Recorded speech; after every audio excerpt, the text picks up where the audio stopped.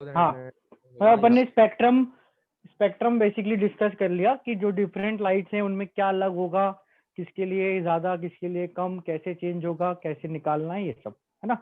Right, ये अपन ने discuss कर लिया।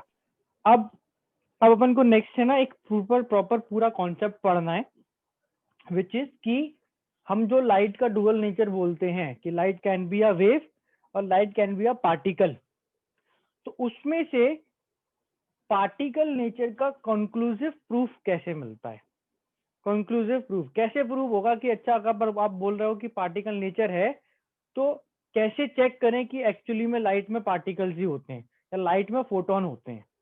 तो वो अपन करते हैं यूजिंग टू चेक, अपन करते हैं using a phenomena called as photo electric effect.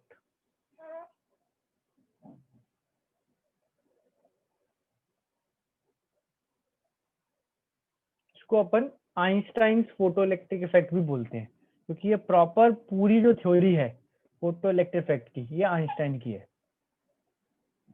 वैसा आड़ फाड़ इसमें ज्यादा कुछ है नहीं, सिंपल सी है थ्योरी तो, बट पूरी प्रॉपर आइंस्टाइन ने दी है। अप्रॉक्स से काम चल जाएगा बेटा, approx range of visible light से आपका हमेशा काम हो जाएगा। Right, so this is Einstein's photo electric effect. Next phenomena अपन पढ़ रहे हैं, स्टार्ट करते हैं। फोटो इलेक्ट्रिक इफेक्ट में हम बेसिकली क्या चेक करेंगे, तो start with a metal plate.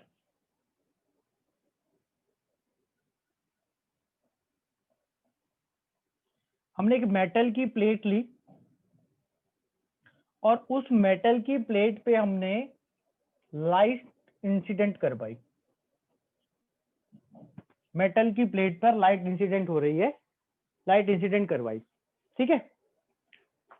Metal की प्लेट पर लाइट इंसिडेंट करने से क्या होगा, तो सबसे पहली चीज तो अपन ने मेटल की कुछ प्रॉपर्टीज पढ़ी हैं बचपन में, बताओ याद कर करके क्या क्या प्रॉपर्टी होती है मेटल की। H plus ion. The malleability, ductility, sonorous, Made of atoms. Conductor of electricity. good conductor of heat and light, electricity पे रुक जाओ, Leave conductor of electron. Electricity पे रख जाओ। कंडक्टर good ऑफ बहुत conductor सारी of बोली, heat, सब सही बोली, मैलेबल डक्टाइल ये कर लो वो कर लो, है ना। पर कंडक्टर ऑफ इलेक्ट्रिसिटी क्यों, कैसे कंडक्ट करते हैं? इलेक्ट्रॉन छोड़ता है। free electrons, Free electrons होते हैं। free electron. सर एक फ्री इलेक्ट्रॉन होता है। फ्री इलेक्ट्रॉन्स होते हैं, मतलब उसमें जितने चाहे फ्री में इलेक्ट्रॉन ले लो, ऐसा नहीं। इलेक्ट्रॉन्स के मेटल के इलेक्ट्रॉन्स को अपन फ्री इलेक्ट्रॉन्स बोलते हैं। ऐसा बोलते हैं कि मेटल कंटेन्स फ्री इलेक्ट्रॉन्स। क्यों अपन ऐसा बोलते हैं, इसका एग्जैक्ट जो मीनिंग है दैट इज मेटल के इलेक्ट्रॉन मेटल से लूजली बाउंडेड होते हैं।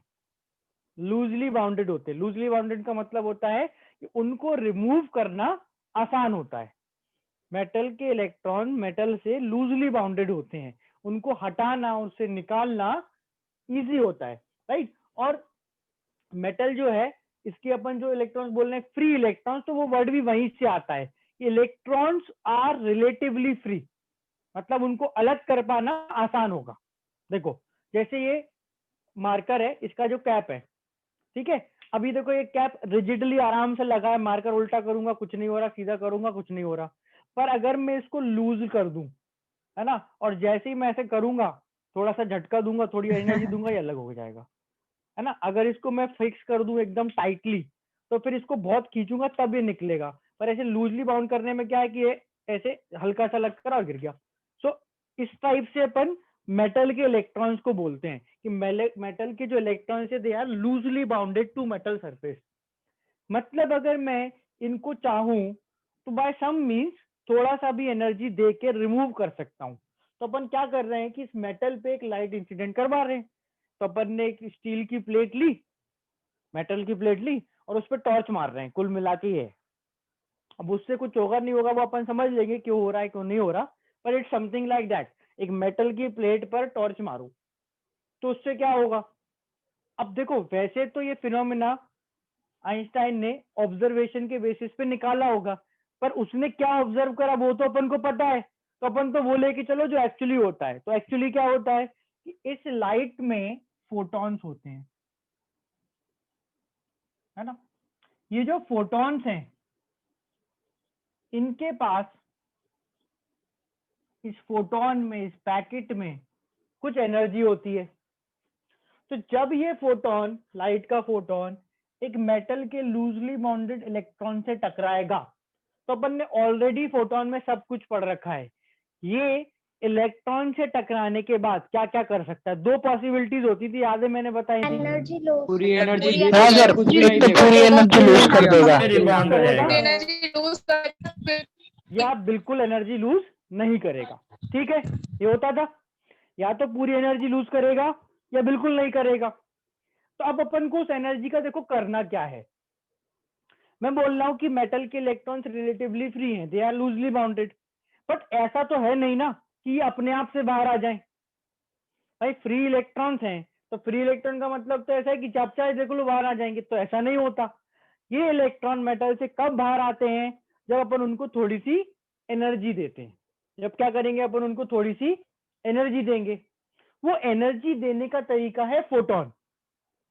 तो अब अगर वो एनर्जी की अपन वैल्यू वाइज बात करें, तो वो एनर्जी, जैसे मैं रैंडम उसको वैल्यू देता हूं, suppose that energy is 10 joule. ये रैंडम वैल्यू दे रहा हूं मैं, है ना। तो 10 जूल एनर्जी में क्या होगा? तो पहले तो अपन देखो, ये 10 जूल वो एनर्जी है जिससे जो इलेक्ट्रॉन को देने पर, किसके इलेक्ट्रॉन को देने पर? मेटल के इलेक्ट्रॉन को देने पर it can come out, can क्या, it will come out of the metal. ठीक है, व्हाट इफ मैं इसको 10 की बजाय 8 जूल एनर्जी दूं? इलेक्ट्रॉन बाहर नहीं आएगा। बाहर नहीं आएगा सर। नहीं आएगा बाहर। अच्छा, मैं 10 दूंगा, बाहर आएगा। 12 दूं तो आ जाएगा। बाहर आ जाएगा और आ जाएगा। जब आ जाएगा। एनर्जी बचेगी। ये बस सिंपल है ना कि भाई 10 से ज्यादा दे दो। 10 तो मिनिमम एनर्जी है। वो मिनिमम एनर्जी होती है, उसको अपन नाम देते हैं, उसको अपन बोलते हैं वर्क फंक्शन। सिंबल होता है उसका W0। So what is this work function? What is this W0? It is minimum energy required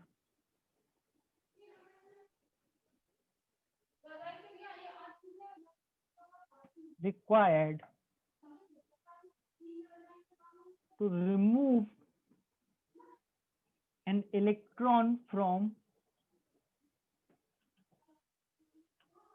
metal surface. Symbol W0, नाम होगा इसका क्या? Work function. Minimum energy required to remove an electron from metal surface. ये वो कम से कम energy है जो देने पर मेटल के सरफेस से इलेक्ट्रॉन बाहर आता है। ठीक है, राइट। W0 इसके लिए अपन सिंबल यूज करेंगे।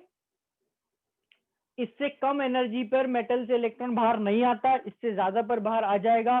बची हुई एनर्जी को हम देख लेंगे क्या करना है, बट कम से कम इतनी एनर्जी तो चाहिए। ठीक है, this is called as work function. इसके लिए अपन W0 सिंबल यूज करते हैं, है ना। नाउ जब अपन मेटल के सरफेस पे जो इलेक्ट्रॉन है उसको इतनी W0 या उससे ज्यादा एनर्जी देते हैं, तो इट कम्स आउट, है ना। वो एनर्जी देने का तरीका क्या है? दैट एनर्जी देने का तरीका है फोटोन। तो अपन बेसिकली इस इलेक्ट्रॉन को फोटॉन्स मारेंगे। अगर फोटोन की एनर्जी वर्क फंक्शन से ज्यादा हुई तो इलेक्ट्रॉन बाहर आएगा, कम हुई तो इलेक्ट्रॉन बाहर नहीं आएगा, है ना। अब मैं तुमको समझाने के लिए वर्क फंक्शन की एक वैल्यू दे। अच्छा, एक और चीज बता दूं पहले, फटाफट ये खत्म करते हैं। ये वर्क फंक्शन लाइट की प्रॉपर्टी है या मेटल की? मेटल की। मेटल मेटल की। मेटल की, हाँ, मेटल की प्रॉपर्टी है। भाई इलेक्ट्रॉन तो मेटल से निकलना है ना, कि भाई इलेक्ट्रॉन तो मेटल से निकलना है। मेटल पे डिपेंड करेगा कि कितनी एनर्जी देने पे इलेक्ट्रॉन बाहर आएगा। लाइट की तो एनर्जी कुछ भी हो सकती है, पर वो मेटल के वर्क फंक्शन से ज्यादा होगी। फोटोन की एनर्जी मेटल के वर्क फंक्शन से ज्यादा होगी तो इलेक्ट्रॉन बाहर आएंगे, कम होगी तो नहीं आएंगे। आ रही बात समझ में? Yes sir. Yes. अब बताओ कि मेटल जो है उसका जो प्रॉपर्टी वर्क फंक्शन हो गई, तो मेटल के लिए वर्क फंक्शन कैसा होना चाहिए? ज्यादा या कम? और हमें पता है कि मेटल है फ्री इलेक्ट्रॉन्स। कम कम कम होने चाहिए।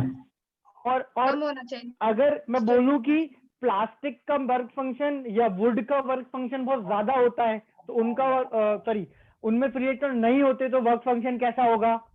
ज्यादा। ज्यादा। कि with respect to work function metals का कम, प्लास्टिक का वुड का ज्यादा, क्योंकि मेटल्स के इलेक्ट्रॉन फ्री होते हैं, आसानी से बाहर आते हैं। प्लास्टिक के इलेक्ट्रॉन टाइटली बाउंड होते हैं, उनको निकालना इम्पॉसिबल होता है, नियर टू इम्पॉसिबल होता है। समझ आ रही है बात? Yes sir. तो मेटल के फ्री इलेक्ट्रॉन्स का लॉजिक समझ आ गया, डिटेल लॉजिक। अपन ने तो रट रखा था मेटल है फ्री इलेक्ट्रॉन्स, बस। क्यों फ्री इलेक्ट्रॉन्स? क्योंकि वो उसकी न्यूक्लियस से, अपने मेटल के एटम की न्यूक्लियस से इलेक्ट्रॉन रिलेटिवली लूज होता है, निकालना उसको आसान होता है। ठीक है, सो अपन इसकी एक वैल्यू लेके समझते हैं कि वर्क फंक्शन को और कैसे यूज करना है। ये मैंने दे दी रैंडम वैल्यू वर्क फंक्शन को 10 जूल। तो मतलब कम से कम 10 जूल अगर एनर्जी दूं तो इलेक्ट्रॉन बाहर आएगा। अब यहाँ देखना, मैं वैल्यूज चेंज करता रहूंगा, वैल्यू बस तुम्हारे समझने के लिए। अगर फोटोन के पास E इक्वल hc/लैम्डा से 6 जूल एनर्जी निकल के आई, E इक्वल hc/लैम्डा से 6 जूल एनर्जी निकल के आई, तो ये इलेक्ट्रॉन बाहर आएगा क्या? केवल यस और नो में आंसर चाहिए। No no no no sir. No. अच्छा, most people are saying no. No बोल रहे हैं सब, क्योंकि हाँ ये 10 से तो कम है। पर अगर मैं यहाँ पर टोटल लाइट की बात करूं, तो उसमें जरा सी लाइट में 10 की पावर 21 फोटोन होते हैं। जरा सी लाइट में, कल कैलकुलेशन करी थी, एक एलईडी बल्ब लिया था 10 वाट का। Yes sir. जो लाइट निकल रही थी उसमें 10 के बाद 21 फोटोन 1 मिनट में निकल रहे थे, करीब करीब, हाँ है ना? 10 की बार 21 तो बहुत बड़ा नंबर है। अगर ये 2 फोटोन भी हुए तो 2 पे एनर्जी कितनी होगी मिला के? 12। 12 जूल से इलेक्ट्रॉन तो बाहर आ जाएगा। आएगा कि नहीं आएगा? Yes yes sir. Sir. Yes sir, आ नो जाएगा। सर। ये 6 जूल, नहीं फिर से सेम क्वेश्चन, अगर 6 जूल के फोटॉन्स हैं, देखो एस लिख रहे हैं, एस फोटॉन्स हैं, तो इलेक्ट्रॉन बाहर आएगा क्या? Yes sir. आ जाएगा। यस सर, आ जाएगा, आ जाएगा। यस सर, आ जाएगा। आंसर है नहीं आएगा अभी। No sir. नहीं आएगा तो सर टोटल, हाँ एक फोटोन एक ही तो पलट इलेक्ट्रॉन से गए, हाँ इंटरेक्ट यस होगा। सर। नो सुनते ही पलट गए। अब सर नहीं ने सर। बोल दिया, पता नहीं यस सर, सब पलटू है। सर मैं शुरू से फोटोन एक इलेक्ट्रॉन। सब नो बोल रहे हैं, अपन भी नो बोल दो। राइट, लॉजिक समझते हैं इसका क्या है। 10 joule is the minimum energy. अब होता क्या है कि जो फोटोन है, इसको अपन ने इसकी ऑलरेडी प्रॉपर्टी पढ़ ली, ये पानी के बलून की तरह है। ठीक है, तो अपन फिर से वो सेम एग्जांपल रिकॉल करते हैं, let's make it more funny. ये अपना वही घर, ये उसकी खिड़कियां, ये उसका गेट, ये उसकी छत, और ये अपन अंकल है ना, और ये रोड, ये अपन तो बलून। हमेशा मुस्कुराते हुए खड़े हैं, अंकल आ रहे हैं। और ये अंकल आ रहे हैं। अंकल मेन आदमी। ठीक है, ये अपने हाथ में बलून है, इसमें 6 जूल एनर्जी, मतलब इसमें है मान लो 6 ml पानी। ठीक है, अंकल के सर पे जब बलून पड़ के फटता है तो कम से कम 10 ml पानी चाहिए। तो जब तुम एक बलून फेंक के मारोगे और अगर वो बलून फटा तो उसमें से कितना पानी बहेगा? 6 मैन। 6 ml। ठीक है, अब तुम एक एक करके 2 बलून फेंको, 12। टोटल पानी तो 12 ml हो जाएगा। 12। पर तुम एक एक करके 2 बलून फेंकोगे तो बताना कि क्या दोनों बलून एकदम एक ही इंस्टेंट पे जाके लगेंगे, बिल्कुल सेम इंस्टेंट पे? नो। No sir. अलग जगह जा बहुत सकता है। कम गैप आएगा, पर थोड़ा गैप तो आएगा। Yes yes sir. सर। तो जो एक बलून है उसको हमेशा क्या फील होगा कि हम तो 6 ml पानी फैला सकते हैं, और 6 ml से काम बनेगा क्या? नो सर भाई भाई अगर एक ही बलून में 12 ml पानी होता तो प्रॉब्लम नहीं है, पर उस पर पानी कितना है 6 ml, फोटोन पे एनर्जी कितनी है 6 जूल, और 6 जूल से काम बन रहा है क्या? No sir no sir. तो No, अपन sir. हमेशा कैसे चेक करेंगे कि वर्क फंक्शन को एक फोटोन की एनर्जी से कंपेयर करेंगे। एक फोटोन से काम बना तो बन गया, और एक फोटोन से नहीं तो फिर तो फोटोन तो बहुत सारे हैं। भाई अगर मैं बोलूं कि एक से ज्यादा फोटोन की एनर्जी मिला दो तो फोटोन तो इतने सारे हैं, फिर तो इलेक्ट्रॉन हमेशा ही बाहर आ जाएगा। बात समझ आ रही है? यस सारे फोटोन हैं, इनकी तो मिला के एनर्जी तो बहुत सारी हो जाती है, तो फिर बाय दैट लॉजिक तो इलेक्ट्रॉन हमेशा बाहर आना चाहिए ना, पर नहीं आते। क्यों नहीं आते? कि अगर अपन को चेक करना है तो किससे? कि एक फोटोन से। बात समझ आई? Yes sir. सर यस और सर। हम E equal H C by lambda, E equal H nu, या E equal H C mu bar, या 12400 अपॉन लैम्डा से सबसे एक फोटोन की एनर्जी निकालते हैं। चारों एनर्जी के फॉर्मूले बोल दिए मैंने, उनसे हम क्या करते हैं? एक फोटोन की एनर्जी निकालते हैं और उस Yes, एक sir. एनर्जी को compare with work function. If that energy is more than equal to work function, electrons are removed from metal surface. If they are less, if it is less, electrons are not removed. खत्म। Clear है? Yes sir. Sir yes Yes, sir. sir. हाँ, sir metal में एक electron थोड़ी ना होगा, कि बहुत सारे इलेक्ट्रॉन होंगे, तो बहुत एक सारे फोटोन होंगे, में पर एक नहीं निकल रहा तो कोई नहीं निकल रहा ना बेटा। नहीं, तो एक फोटोन की एनर्जी जाके वो डिस्ट्रीब्यूट नहीं हो जाएगी पूरे में? नहीं होगी, 1 on 1 काम करना है। एक अंकल का सर है, एक बलून है, यही फोड़ पाओ तो फोड़ो, बस, नो चीटिंग। यस ऐसे सर, नहीं तो यहाँ और देखिए। अंकल भी तो आएंगे किसी को मार के देख लेंगे, नहीं, है ना? एक अंकल एक बलून, एक Means फोटोन एक इलेक्ट्रॉन। एक फोटोन एक इंस्टेंट पे एक ही इलेक्ट्रॉन को टकराएगा, और जो वो इंटरेक्शन हो रहा है उसमें देखो कि भाई एनर्जी इतनी है क्या बाहर आने लायक, है तो ठीक है, नहीं है तो खत्म। कोई और पॉसिबिलिटी नहीं होती। बात समझ आ रही है? सर यस हाँ, सर एक फोटोन से एक इलेक्ट्रॉन बाहर आ जाएगा, फिर दूसरे से दूसरा आ जाएगा, ऐसे तो फिर सभी आ जाएंगे ना सर? इलेक्ट्रॉन तो सारे बाहर आ सकते हैं, समझ गए? हाँ, एक्चुअली में बाहर आ जाते हैं। तुम जितने ज्यादा फोटोन मारो इस 10 जूल से ज्यादा एनर्जी के, उतने वो इलेक्ट्रॉन बाहर कर देगा। इलेक्ट्रॉन के नंबर में परेशानी नहीं है। सर फिर वो इलेक्ट्रॉन का होगा क्या, वो बाहर ही रह वो जाएंगे सब सर? देख लेंगे अपन, सब देखेंगे। तुम पहले बेसिक आइडिया समझो, बिल्कुल बताऊंगा क्या करेंगे इलेक्ट्रॉन का, अपन सब डिस्कस करेंगे कि इलेक्ट्रॉन का करना क्या है। पर तुम बेसिक आइडिया समझो, बेसिक कंडीशन तो समझ लो कि भाई इलेक्ट्रॉन कब बाहर आएगा। तो नंबर ऑफ इलेक्ट्रॉन कितने भी निकाल लेंगे अपन, पर तुम एक पे कंडीशन लगा के देखो, एक इलेक्ट्रॉन बाहर आ रहा है तो अपना काम बनेगा, 1 on 1 ओनली। मतलब सर अगर एक आ रहा है तो सारे आ जाएंगे, और हाँ, एक नहीं सारे आ बाहर रहा आ है तो कोई सकते नहीं हैं। आएगा? नहीं आएगा भाई, सारे Yes, sir. इलेक्ट्रॉन को उतनी ही एनर्जी चाहिए, सारे फोटोन के पास उतनी एनर्जी है, तो बाहर आएंगे तो या तो सारे आएंगे या बिल्कुल नहीं आएंगे। ठीक है? Yes, sir. और नंबर ऑफ इलेक्ट्रॉन्स कितने बाहर आते हैं इस पे मैं डिस्कशन करूंगा, जस्ट वेट, मैं करूंगा। Okay sir. इसे इंग्लिश में कैसे डिफाइन करेंगे? सर अब तो मैं ऐसे डिमांड मत करो, सर फ्रेंच में कैसे करेंगे, सर सर। जर्मन में कैसे करेंगे। हाँ सर हाँ, सर ये वर्क फंक्शन की डेफिनेशन के बाद आपने जो बताया, आप बता सकते हैं एक बार? मैं बस इसमें ये बोल रहा हूँ कि ये कम से कम वो एनर्जी है जिससे इलेक्ट्रॉन बाहर आता है। इससे ज्यादा एनर्जी होगी इलेक्ट्रॉन बाहर आएगा, नहीं होगी तो नहीं आएगा। मैंने इतनी देर में यही एक्सप्लेन करा है। सर एक प्लास्टिक वाला एग्जांपल दिया था सर आपने, वो प्लास्टिक का वर्क फंक्शन यस सर, इतना कैसा होगा? प्लास्टिक का वर्क फंक्शन कैसा होगा? क्योंकि अरे वर्क प्लास्टिक फंक्शन फिक्स होता है। हाँ, एक फिक्स मेटल या उस मटेरियल की प्रॉपर्टी होती है। सो लेट्स से प्लास्टिक से इलेक्ट्रॉन बाहर नहीं आते। क्यों नहीं आते? क्योंकि वर्क फंक्शन बहुत ज्यादा है। अब तुम प्लास्टिक में बहुत हाई एनर्जी वाले फोटोन मारो, हाँ तो हो सकता है बाहर भी आ जाए। यस सर, भावेश सन के बेटा, मारे। आपका डाउट एकदम ये आप कॉपी करके रख लो, फिर पेस्ट कर देना, अपन इस पे डिस्कशन करेंगे। ठीक है? इस पे अपन डिस्कशन करेंगे, डाउट कॉपी कर लो, बाद में पेस्ट कर देना। राइट, नेक्स्ट चीज हमने ये समझ लिया कि भाई इलेक्ट्रॉन कब बाहर आएंगे, तो यहाँ पे देख लो, if condition EP is greater than or equal to W naught, electrons are removed or electron comes out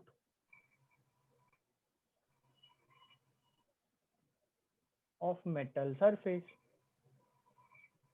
If EP less than W naught, no electron come out of metal surface. ठीक है, ये मैंने उसी चीज को लिख दिया, तुम भी लिख लो कि अगर भाई EP W naught से कम हुआ तो मेटल से इलेक्ट्रॉन वापस नहीं आना, ठीक है, बाहर नहीं आना, ठीक बात है। अब जैसे अगर अपन बोले पहला केस कि इलेक्ट्रॉन बाहर तो आते हैं, पर बाहर आने की कंडीशन है EP ज्यादा होना चाहिए, EP ज्यादा होना चाहिए। तो कितना भी ज्यादा क्या, जैसे मान लो एग्जांपल के लिए ये 10 जूल है और अब ये फोटोन की एनर्जी 12 जूल हो गई, एक की ही ना, दो की नहीं, कंफ्यूज नहीं होना है ना, एक ही की एनर्जी 12 जूल हो गई, तो इलेक्ट्रॉन बाहर आएंगे क्या, फोटो इलेक्ट्रॉन बाहर आएंगे क्या, Yes, sir. आ जाएंगे, है ना, ये ज्यादा है, बाहर आ जाएंगे। साथ में कैसे होगा, 7 इलेक्ट्रॉन 12 जूल इलेक्ट्रॉन बाहर आएंगे, ये 12 जूल का फोटोन गया, इलेक्ट्रॉन से टकराया, इलेक्ट्रॉन ने इसको एब्जॉर्ब किया, इलेक्ट्रॉन को मिली 12 जूल एनर्जी। 12 जूल एनर्जी से हम बोल रहे हैं कि इलेक्ट्रॉन आ गया बाहर, देखो ये इलेक्ट्रॉन बाहर निकल के आ गया मेटल से, इस Yes, sir. इलेक्ट्रॉन को नाम देते हैं। अब भाई है तो इलेक्ट्रॉन, बाहर आए अंदर रहे कितनी एनर्जी ले ले, कहलाएगा तो इलेक्ट्रॉन नहीं, पर ये इलेक्ट्रॉन कैसे बाहर आया, ये पर्टिकुलर इलेक्ट्रॉन किस कारण बाहर आया, फोटोन ने एनर्जी दी तब आया। फोटोन के कारण, तो इसका नाम क्या रखें, फोटो इलेक्ट्रॉन। Photo electron. भाई फोटोन से जो बाहर आए वो फोटो इलेक्ट्रॉन, ये देखो फोटो इलेक्ट्रॉन बाहर आ गया, राइट, ये तो हो गया इसका नाम। अब वो समझ आ जाएगा सार्थक, तुम सुनते रहो, समझ आ जाएगा, तुम्हें खुद को आंसर मिल जाएगा। ये फोटो इलेक्ट्रॉन क्यों कहलाता है, क्योंकि ये फोटोन से बाहर आया। 12 जूल एनर्जी देने पर 10 जूल मिनिमम वर्क फंक्शन वाले मेटल से you can remove electron.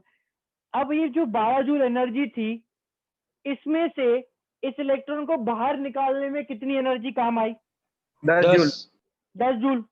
10 joule, बाकी दो का क्या करें, ऐसा थोड़ी है, फोटोन यहाँ पे पानी का बलून होता है, अगर वो Yes, फट गया sir. तो 12 जूल देगा तो एनर्जी पूरी दे दी, वो भाई पूरी देगा, बिल्कुल नहीं देगा, तो उसने तो 12 जूल एनर्जी दी, उसका काम खत्म, फोटोन गायब।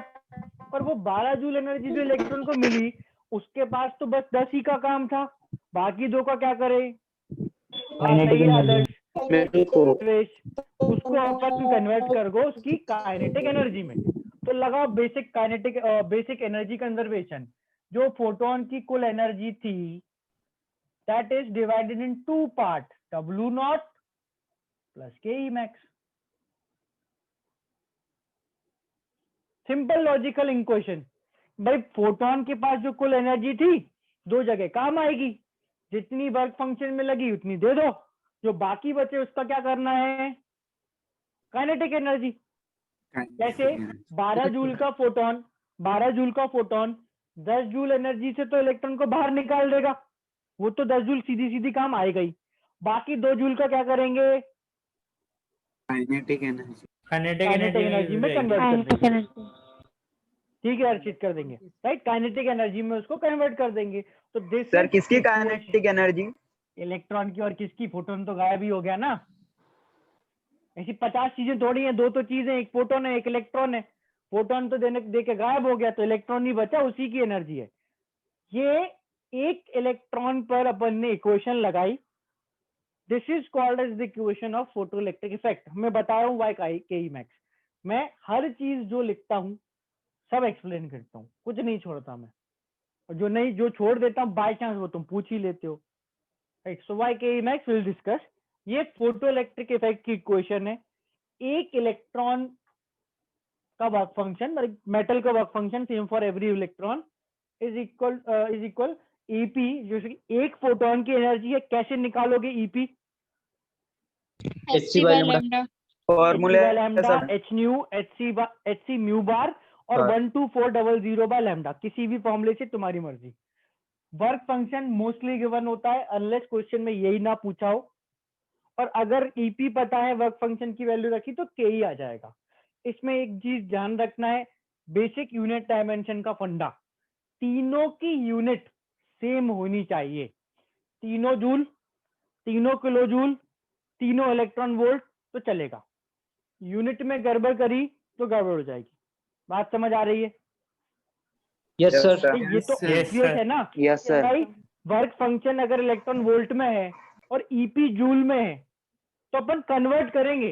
वर्क फंक्शन इलेक्ट्रॉन वोल्ट में और के तुमने जूल में जोड़ दी तो गड़बड़ हो जाएगी, है ना। तो सबकी यूनिट क्या रखना है, सेम। जो भी यूनिट में करना है करो, मैं यूनिट तुम्हें कोई डिसाइड करके नहीं दे रहा, क्वेश्चन देख के डिसाइड कर लेना भाई कौन से में कैलकुलेशन कम हो रही है, बट सेम रखोगे यूनिट। क्लियर? राइट। अब नेक्स्ट आता है वाई के ई मैक्स, वाई नॉट के ई, बोलो। सर ये काइनेटिक एनर्जी मतलब इलेक्ट्रॉन के बाहर आने की स्पीड? नहीं, उसकी काइनेटिक एनर्जी, इसको हाफ mv स्क्वायर के बराबर करके तुम वेलोसिटी भी निकाल सकते हो चाहो तो, अभी निकाल के देखेंगे अपन। तो काइनेटिक सर? एनर्जी तो वही होती है ना सर, उसकी स्पीड? मोशन के कारण, स्पीड के कारण processed energy is kinetic energy. जो चीज मास वाली जो चीज मूव कर रही है Yes, उसकी sir. एनर्जी काइनेटिक एनर्जी, तो ये वो है। सर हाँ, सर सर ये काइनेटिक एनर्जी क्या काम आएगी इलेक्ट्रॉन के?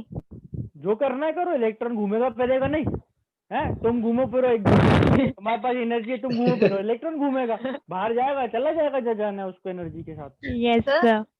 और बाकी सर? बताऊंगा किस काम आता है। हाँ, सर जैसे आपने इसमें 10 जूल एनर्जी दी तो एक इलेक्ट्रॉन निकला, अगर सर एनर्जी 20 जूल रही तो भी एक इलेक्ट्रॉन निकलेगा उसकी?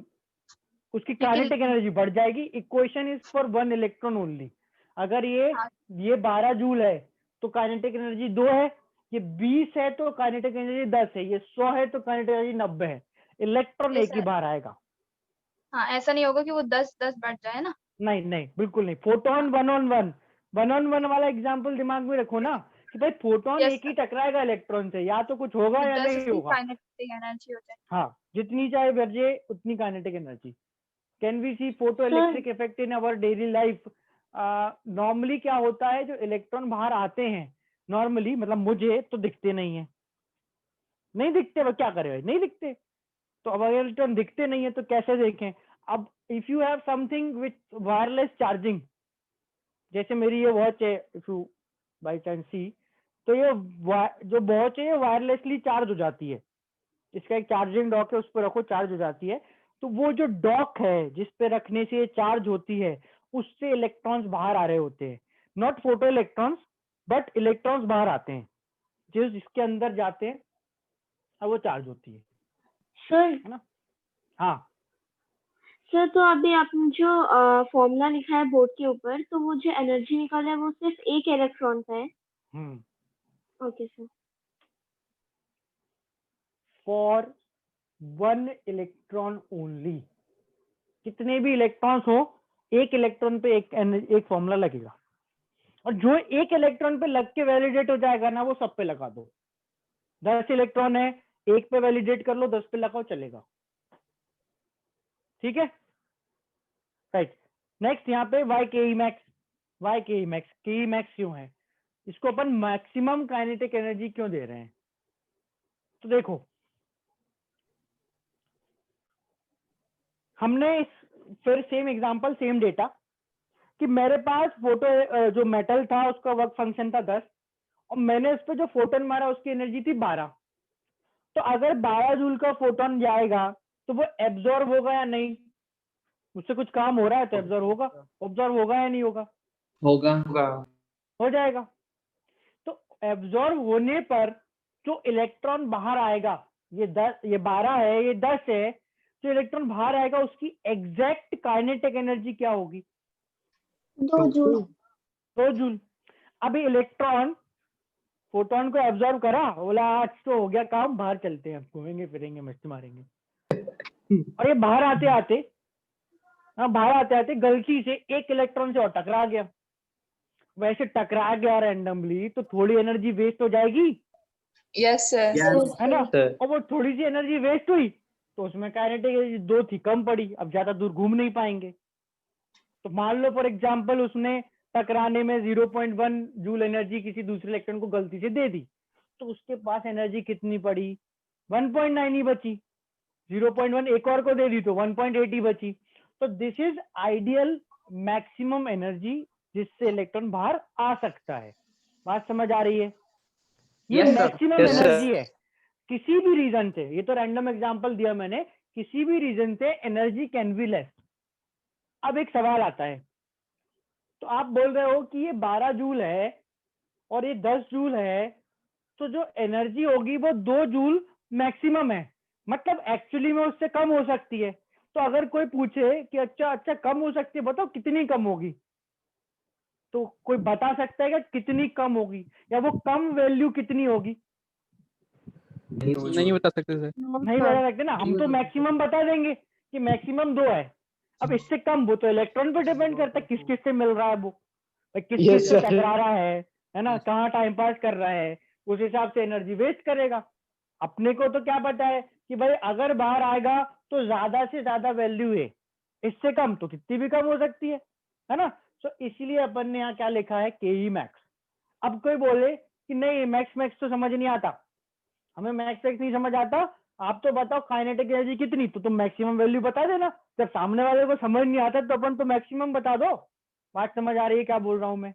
Yes Yes, sir. sir. Question में जब के पूछा जाएगा तो अपन यही बताएंगे, पर थ्योरेटिकल क्वेश्चंस के लिए अपन को ये पता होना चाहिए कि this is maximum kinetic energy. Actual kinetic energy practically in actual life can be less than this, और वो होती ही लेस है, होती है वो। तो समझ में आ रही बात? तो अगर कोई बोले अच्छा 10 जूल में काम हो जाता है, व्हाट इफ मैं 10.000001 जूल एनर्जी दूं, हाँ तो थ्योरेटिकली तो बाहर आएगा, एक्चुअली में नहीं आया तो मैंने बोला था देखो ये तो मैक्सिमम एनर्जी है। समझ आ रही है बात कि भाई ये एग्जैक्ट साइज नहीं है, ये आइडियल केस है, ये आइडियल केस है कि भाई इसमें जो वर्क फंक्शन है, जो के है या ईपी है, इनकी वैल्यू थोड़ा थोड़ा इधर उधर हो जाती हैं, थोड़ी थोड़ी इधर उधर हो सकती हैं। आइडियल केस में कैलकुलेशन इससे हो जाती है, और अपन कितना फालतू दिमाग लगाए उसका रिजल्ट कुछ नहीं आना। तुमको समझ ही आना चाहिए कि मैक्सिमम क्यों लिखा था, आ गया तो काम खत्म, बस। ठीक है ना? सर यस सर अगर 0 हो गया काइनेटिक एनर्जी तो बस इलेक्ट्रॉन रेस्ट पे रहेगा, आके रुका है वहीं पे खड़ा है, हम बाहर आ गए, अब कुछ नहीं कर पा रहे, एनर्जी नहीं है ना भाई, वो तो Yes, जीरो आ गया तो जीरो एनर्जी है। अब नेक्स्ट इज वी डिस्कस, हम इस इलेक्ट्रॉन की काइनेटिक एनर्जी का करते क्या है। इसमें मैं तुम्हें फिजिक्स का जो चीज पढ़ाऊंगा वो तुम 12th क्लास में पढ़ोगे, जब तुम्हारा जेई का सिलेबस खत्म होने वाला होगा सेकंड टाइम। फर्स्ट टाइम तुम्हें मैं अभी पढ़ाऊंगा। मैं ट्राई करूंगा कि जितना कम कॉन्सेप्ट, जितना कम नई चीजें यूज करें उसमें हो जाए। Let's see, let's try. तो basically what we do is, हम क्या करेंगे कि ये जो फोटो इलेक्ट्रिक इफेक्ट है ना, ये अपन एक सिस्टम बना के करेंगे। ये वही मेटल की प्लेट है, ठीक है, ये वही मेटल की प्लेट है जो अपन ने वहां ली थी, और ये उस पे अपन ने मारी लाइट। ठीक है, ये अपन ने उस पे लाइट मारी, न्यूक्लियस वापस नहीं खींचेगा, वो न्यूक्लियस का जो खिंचाव है उसी को ओवरकम करने की एनर्जी को तो वर्क फंक्शन कहते हैं, कि न्यूक्लियस इलेक्ट्रॉन को पकड़ के रखता है। तो ऐसा नहीं है ना कि पकड़ के रखेगा हमेशा, तुम उसको 10 जूल एनर्जी दो देखो वो घूमने फिरने निकल जाएगा तुरंत, पता ही नहीं चलेगा कहाँ गया। न्यूक्लियस जो है वो पकड़ के रखता है, पर एक बार तुम देखो उसको वर्क फंक्शन बराबर एनर्जी देके तो वो बाहर निकल जाएगा। अभी हम क्या फाइंड कर रहे हैं, अभी हम समझ रहे हैं कि इन आइंस्टाइन ने फोटो इलेक्ट्रिक इफेक्ट कैसे ऑब्जर्व करा था। हम भी ऑब्जर्व करेंगे बोर्ड पे, उसने तो बढ़िया एपरेटर बना के करा होगा, अपन बोर्ड पे ही देख लेंगे। ठीक है कैसे।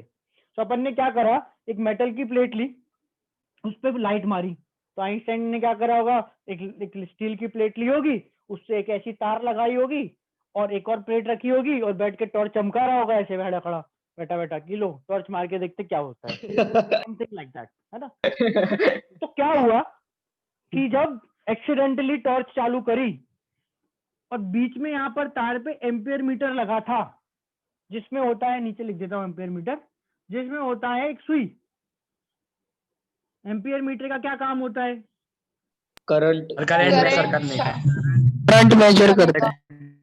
गैल्वेनोमीटर भी बोल सकते हो।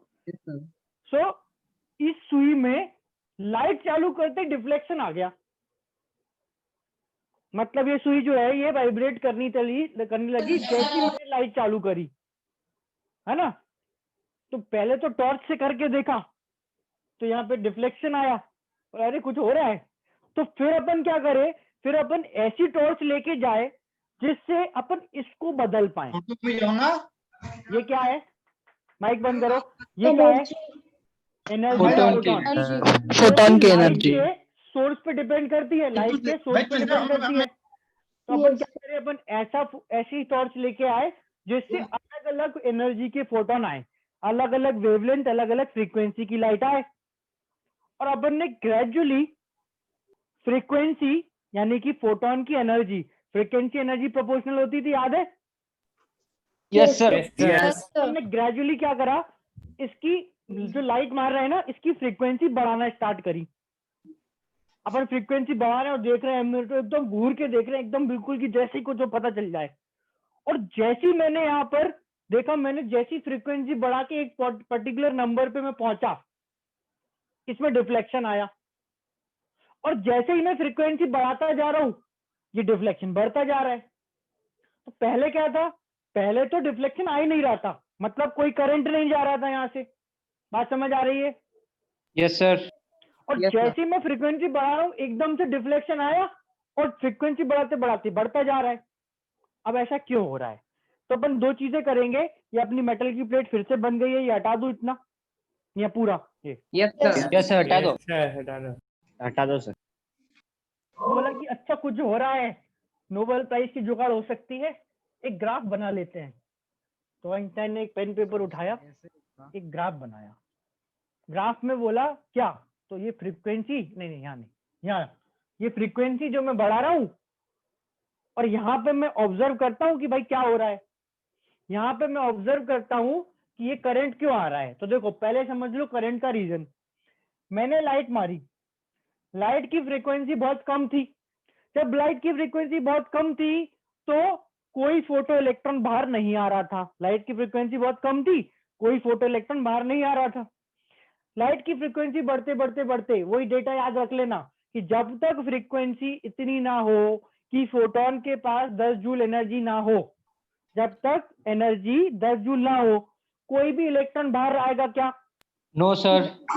वही 10-12 जूल में अपन कर रहे हैं, नहीं आएगा। और जैसे ही 10 जूल इलेक्ट्रॉन बाहर आएगा, यस सर। जब एनर्जी 10.5 जूल होगी, 10.5 जूल होगी, तो इलेक्ट्रॉन जो बाहर आएगा उसके पास एनर्जी कितनी होगी? 0.5। एग्जाम्पल के लिए वर्क फंक्शन इज 10 जूल, है ना? एनर्जी इलेक्ट्रॉन के पास कितनी होगी? 0.5 जूल। 0.5 जूल से ये भाई इलेक्ट्रॉन भाई यहां से चल के काइनेटिक एनर्जी थी, यहीं तक पहुंच पा रहे हैं, यहाँ के एनर्जी खत्म, ओवर। पर अगर मैंने ये एनर्जी जो फोटोन की एनर्जी है, फ्रीक्वेंसी है, इसको बढ़ा के 12 जूल करा तो ये 2 जूल है, तो ये इलेक्ट्रॉन यहां से यहां पहुंच रहा है। अब देखो what happens when this electron travels इस प्लेट से इस प्लेट तक। ये वो मेटल की प्लेट है जिसपे मैं लाइट मार रहा हूँ, ये दूसरी तरफ दूसरी मेटल की प्लेट लगी है। इस लाइट के फोटोन से ये इलेक्ट्रॉन बाहर निकला, चलते चलते आराम से घूमते फिरते टाइम पास करते यहाँ पहुंचा। तो जैसे ही इलेक्ट्रॉन यहाँ से निकल के यहाँ पहुंचा, यहाँ एक इलेक्ट्रॉन कम हुआ, यहाँ इलेक्ट्रॉन बढ़ गया। और देखो ये इलेक्ट्रॉन इस प्लेट से इस प्लेट तक जाए, या एक तार में से इस इलेक्ट्रॉन यहाँ से यहाँ तक जाए, एक वायर से जाए या इस हवा में जाए, जब भी इलेक्ट्रॉन ट्रैवल करता है, जब भी चार्ज ट्रैवल करता है, तो उसको अपन क्या बोलते हैं? करंट। से यहाँ जाने का मतलब करंट यहाँ से यहाँ जा रहा है, तो ये इलेक्ट्रॉन के यहाँ से यहाँ पहुंचने के कारण एमीटर में डिफ्लेक्शन आया था। आई बात समझ में? Yes sir. यहाँ करंट फ्लो कर गया, वही करंट यहाँ से यहाँ इलेक्ट्रॉन, यहाँ से यहाँ करंट ऐसे फ्लो करके तार से भी निकल के जाएगा। तो ये जो करंट है, अब इसको नाम दो भाई, नाम सबको देना पड़ेगा, नहीं तो बुलाएंगे कैसे? तुम्हारा नाम नहीं रखते तुम्हारे घर वाले तो परेशानी होती ना, इधर बोलना पड़ेगा। तो भाई दिस इज अ इलेक्ट्रॉन जो किससे बाहर आया? फोटोन से। बोला फोटो इलेक्ट्रॉन। Photo electron. और वो फोटो इलेक्ट्रॉन करंट के फ्लो वाला, फोटो इलेक्ट्रॉन के फ्लो वाला जो करंट है is called as photo electric current. Photo electric current, photo electrons के कारण produced current is called as photo electric current. आई बात समझ में? नाम तो समझ आ गया ना, नाम तो लॉजिकल है, फोटो इलेक्ट्रॉन का current photo electric current. Sir हाँ सर, ये वाला जो फोटो इलेक्ट्रॉन मतलब फोटो इलेक्ट्रॉन जो निकला वो इधर दूसरी शीट से अब्सॉर्ब कर लिया जाएगा या अट्रैक्ट कर लिया जाएगा? हाँ, वो अब्सॉर्ब हो जाएगा। अच्छा, और फिर वापस से घूम के वही सीट, वो वापस आ पहले वाली जाएगा, वो देखो वो इलेक्ट्रॉन ऐसे घूम रहे हैं कंटिन्यूअसली, निकलते जा रहे हैं यहाँ से, यहाँ घूम के वापस जाए, उनकी जिंदगी में कुछ और है नहीं, यही घूमना है ना। कब हो पा रहा है? पर जब तुम्हें लाइट मार रहे हो, नहीं तो वो मेटल से बाहर नहीं आ रहे ना। अब तुम अगर तार लगा दो तो प्रॉब्लम नहीं है भाई, तार से चले जाएंगे, पर हवा में ऐसे घूमेंगे थोड़ी, हवा थोड़ी है, तो वो लाइट के कारण घूम रहे हैं। समझ में आ रही है बात? Yes sir. सर एक बार निकल गया फिर दोबारा कैसे रिपीट कैसे? एक बार निकल गया एक इलेक्ट्रॉन, वो इस प्लेट पे पहुंचा, एब्जॉर्ब हो गया, है ना, उधर ही क्यों और फिर गया सर? eventually- हैं? अब देखो फिर ऐसा है कि इस डायग्राम में एक चीज और होती है, पर मैं वो इंट्रोड्यूस करूंगा, अपनी कंफ्यूजन बढ़ेगी। तुमको ये चीज समझ आ रही है ना कि लाइट से इलेक्ट्रॉन बाहर आते हैं और बाहर से वो ट्रेवल करके यहाँ जाएंगे तो करंट होगा, ये अभी आपके काम का है। फिर तो ऐसा है, मैं यहाँ पे बैटरी, रजिस्टर, कैपेसिटर सब बनाने लग जाऊंगा, अपन एटॉमिक स्ट्रक्चर छोड़ के 12th की फिजिक्स पढ़ने लग जाएंगे। यस पढ़ना पढ़ेंगे, वो भी टाइम आएगा अपना, उसमें बहुत चीजें होती हैं फिर, है ना। फिर अपन धीरे धीरे करते करते एक्सरे मशीन बना लेंगे, लो एक्सरे कर लो, तो नहीं करना। होते होते वो सब हो जाएगा, वो करते रहो घर वालों को एक्सरे। 12th का चैप्टर एक्सरे जो है, जो तुमने 12th में पढ़ना, वो ऐसे ही स्टार्ट होता है, बिल्कुल बिल्कुल यहीं से।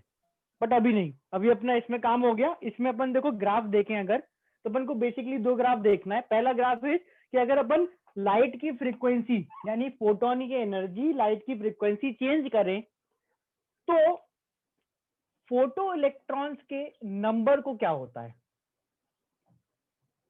ये ग्राफ काफी कॉमन है फोटो इलेक्ट्रिक इफेक्ट में। अब देखना, सपोज मैं यहाँ पर जो लाइट इंसिडेंट करवा रहा था, यहाँ पर मैं लाइट इंसिडेंट करवा रहा था, उसमें 10 फोटोन थे। तो बेसिकली थिंग इज कि अपन 10 फोटोन अलग अलग एनर्जी के ट्राई कर रहे हैं। आइंस्टाइन की टॉर्च है, उससे अलग अलग एनर्जी के फोटोन तो निकलते हैं, पर 10 एट अ टाइम, 10। तो अगर इस मेटल की प्लेट से इलेक्ट्रॉन बाहर आएंगे, अगर एनर्जी बहुत कम हुई तो एक भी नहीं आएगा, पर अगर एनर्जी वर्क फंक्शन से ज्यादा हुई तो कितने फोटो इलेक्ट्रॉन बाहर आएंगे? 10। देखो यहाँ पर 1 on 1 है, 10 on 10 हो जाएगा। जो 1 on 1 होता था वो 10 on 10 हो जाएगा कि भाई 10 फोटोन जिनकी सबकी एनर्जी वर्क फंक्शन से ज्यादा, वो 10 इलेक्ट्रॉन से टकराएंगे, 10 इलेक्ट्रॉन बाहर। और अगर वो टकराए और एनर्जी कम है तो कितने इलेक्ट्रॉन बाहर? 0। देखो ग्राफ में देखना, बहुत कम फ्रीक्वेंसी यानी बहुत कम एनर्जी, कोई फोटो इलेक्ट्रॉन बाहर नहीं आ रहा। फ्रीक्वेंसी और बहुत कम एनर्जी, कोई फोटो इलेक्ट्रॉन बाहर नहीं आ रहा। और जैसे ही एक वैल्यू आई, ऐसी वैल्यू आई कि एनर्जी वर्क फंक्शन के बराबर हो गई, है ना, तो अपन को सीधा 10 फोटो इलेक्ट्रॉन दिखने लग गए। देखो ग्राफ आसानी है, तुमको समझना है फिनोमिना कि जब तक फ्रीक्वेंसी ऐसी थी कि एनर्जी वर्क फंक्शन से कम थी, कोई फोटो इलेक्ट्रॉन बाहर नहीं आया। और जैसे अपन ऐसी फ्रीक्वेंसी पे पहुंचे कि एनर्जी वर्क फंक्शन से ज्यादा हो गई, तो सीधा कितने फोटो इलेक्ट्रॉन दिख रहे हैं? 10। ग्राफ समझ आया? 10। Yes sir. बस, है ना। पहले 0 समझ आ रहा है क्योंकि एनर्जी वर्क फंक्शन से कम है, एक भी नहीं दिख रहा। और जैसे ही तुम्हारी एनर्जी ज्यादा हुई तुम्हें सीधे 10 फोटो इलेक्ट्रॉन दिखने लगे। ठीक, अब अगर मैं बोलूं कि अच्छा इसके बाद कुछ होना स्टार्ट हुआ तो ये फ्रीक्वेंसी कुछ इंपॉर्टेंट फ्रीक्वेंसी होगी। मैंने इसको नाम दिया, इसको नाम मैं देता हूं, चलो रेड कलर से लिखूंगा। इस पर्टिकुलर फ्रीक्वेंसी पर इलेक्ट्रॉन्स जस्ट बाहर आना स्टार्ट हुए बताओ इस पर्टिकुलर केस में ये जो काइनेटिक एनर्जी है जस्ट बाहर आना स्टार्ट हुए कितनी होगी? 0 0 जस्ट बाहर आए तो 0 होगी। पर इस इक्वेशन को यहाँ अप्लाई करो कि जस्ट बाहर आए तो k इज 0। उस समय पे मैं EP को लिखूंगा h इंटू म्यू। अब इस h into mu is equal to W0, हम उस फ्रीक्वेंसी को बोल देते हैं म्यू नॉट। अब ध्यान से समझना, देखना, जो W0 था इसकी डेफिनेशन क्या थी? क्या था W0? Sir minimum energy required to remove an electron. Minimum energy required to remove an electron. उस मिनिमम एनर्जी के करस्पॉन्डिंग जो फ्रीक्वेंसी है इसको म्यू नॉट बोला, ये नॉट नॉट सेम लगा दिया। और अब इसकी डेफिनेशन क्या होनी चाहिए? Minimum frequency remove an electron to remove an electron. तो नाम इसको अपन दूसरा देंगे, इसको अपन बोलेंगे threshold frequency. Excuse me sir. हाँ बेटा बोलो। सर ये जो लाइन है, या तो कुछ इलेक्ट्रॉन, या तो कोई भी इलेक्ट्रॉन निकलेगा, या तो 10 इलेक्ट्रॉन निकलेंगे।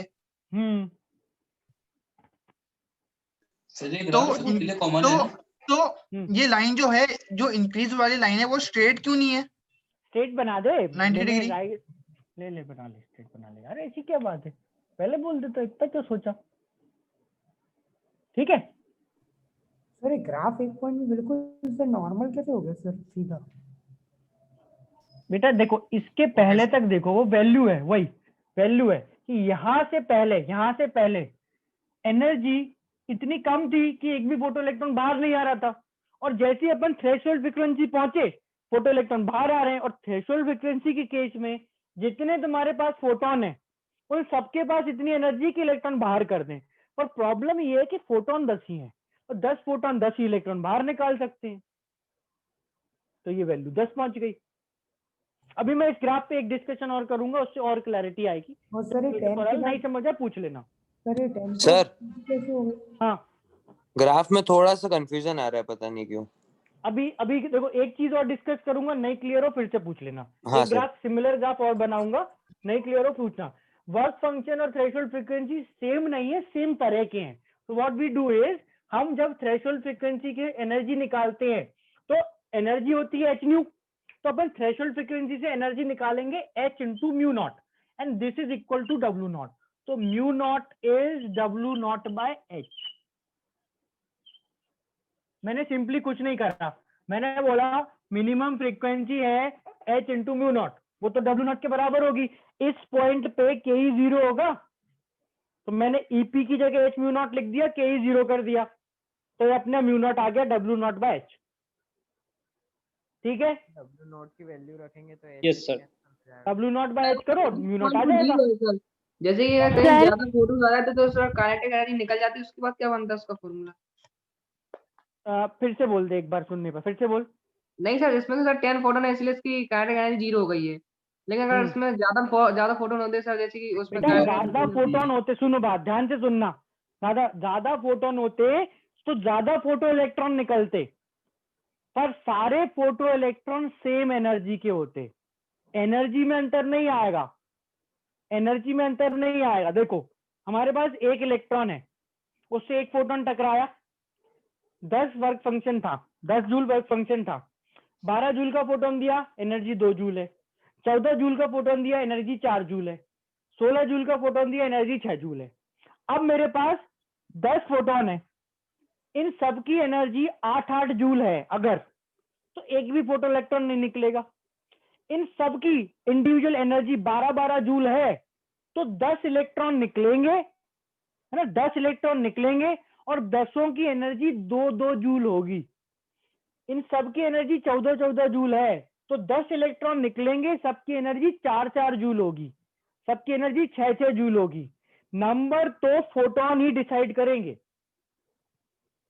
बात समझ आ रही है? हाँ। तो एक टाइम पे थोड़ी ना पूरे प्रोटॉन भेज देंगे, क्योंकि प्रोटॉन एक टाइम में भेज दिया तो एक ही वो कंज्यूम कर लेगा। तुमने कल वाला लास्ट क्वेश्चन नहीं करा। 1 जूल एनर्जी 4000 एंगस्ट्रॉम की लाइट में कितने फोटोन थे? 10⁻21, तो तुम 10 में परेशान हो रहे हो। समझ रहे हो कि तुमने जरा सी टॉर्च ऑन करी और 10⁻20 फोटोन निकल जाते हैं। ये मैंने 10 तो समझाने के लिए लिए हैं।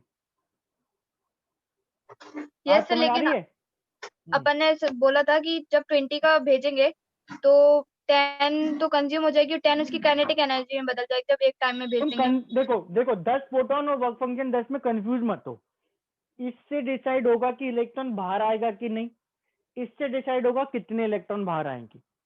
साफ 10 जूल से ज्यादा एनर्जी है तो थ्योरेटिकली सारे इलेक्ट्रॉन बाहर आ सकते हैं। ये 10 होंगे तो 10 बाहर आएंगे, ये 20 होंगे तो 20 बाहर आएंगे, ये कम होगी और ये 100 भी होंगे तो एक भी बाहर नहीं आएंगे। ऐसा अभी एक ग्राफ और बना रहा हूँ, उसके बाद पूछ लेना जो डाउट पूछना है, उससे क्लियर हो जाएगा। मतलब फ्रीक्वेंसी नंबर ऑफ फोटॉन्स पे डिपेंड नहीं करती है? नहीं करती, बिल्कुल नहीं। अभी आ रहा है, देखो नेक्स्ट ग्राफ देखो, तुम्हारे सारे डाउट क्लियर हो जाएंगे। वो ग्राफ मैं इसलिए बताता हूँ ना। ये जो अपन ने ग्राफ बनाया, इस ग्राफ में ये म्यू नॉट की कैलकुलेशन समझ आ गई? Yes sir. अब देखो क्या करा। अब अपन क्या करते हैं कि यही सेम एक्सपेरिमेंट करेंगे,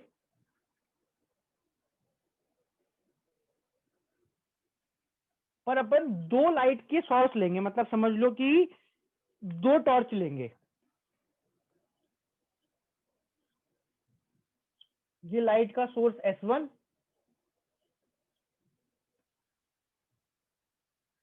ये लाइट का सोर्स S2। ठीक है, 2 टॉर्च हैं। इन दो में सिमिलरिटी क्या है कि इन दोनों से अलग अलग एनर्जी के फोटोन निकल सकते हैं। इन दोनों से अलग अलग एनर्जी के फोटोन निकल सकते हैं। फ्रीक्वेंसी इनकी बढ़ सकती है, फ्रीक्वेंसी कम हो सकती है। समझ आई बात? जैसे अपन ने फ्रीक्वेंसी बढ़ा रहे थे ना, इन दोनों टॉर्च में ऑप्शन है, एक बटन लगा है, उसको आगे करते जाओ फ्रीक्वेंसी बढ़ती जाएगी, पीछे करते जाओ फ्रीक्वेंसी कम होती जाएगी। पर इनमें डिफरेंस ये है कि ये जो सोर्स है ना, इससे 10 फोटोन ही बाहर आते हैं और इससे 20 फोटोन ही बाहर आते हैं। एनर्जी कितनी भी हो सकती है पर नंबर या तो 10, इससे 20। सिमिलरिटी और डिफरेंस समझ आया? Yes sir. Yes sir. ये वाला ग्राफ हमने किस वाले सोर्स से बनाया था? एक टॉर्च के 10 वाले से। 10 वाले से। S1 से। 10 वाला। सोर्स 1, S1 मैंने सोर्स 1 के लिए बोला है, S2 सोर्स 2 के लिए। ठीक है, S1 से बनाया था। अब मैं क्या कर रहा हूं कि ये दोनों जो टॉर्च है एक एक करके एक सेम मेटल प्लेट पे मार के देख रहा हूं। तो मैंने जैसे बोला मेरे पास एक ही कोई मेटल प्लेट है, तो कौन सी चीज फिक्स हो गई? देखो नंबर ऑफ फोटोन अलग अलग है, फ्रीक्वेंसी में बदलता रहूंगा, पर एक ही मेटल प्लेट है तो क्या फिक्स हो गया? वर्क फंक्शन जो मेटल की प्रॉपर्टी, वर्क फंक्शन फिक्स हो गया। वर्क फंक्शन फिक्स हो गया तो थ्रेशोल्ड फ्रीक्वेंसी भी फिक्स हो गई। ठीक है, अब अपन ने क्या करा, एक एक करके इन दोनों से करा एक्सपेरिमेंट, इन दोनों से एक्सपेरिमेंट करा और ग्राफ बनाया। पहले S1 की फ्रीक्वेंसी बढ़ा के देखी, देखा क्या हुआ। फिर S2 की फ्रीक्वेंसी बढ़ा के देखी और देखा क्या हुआ।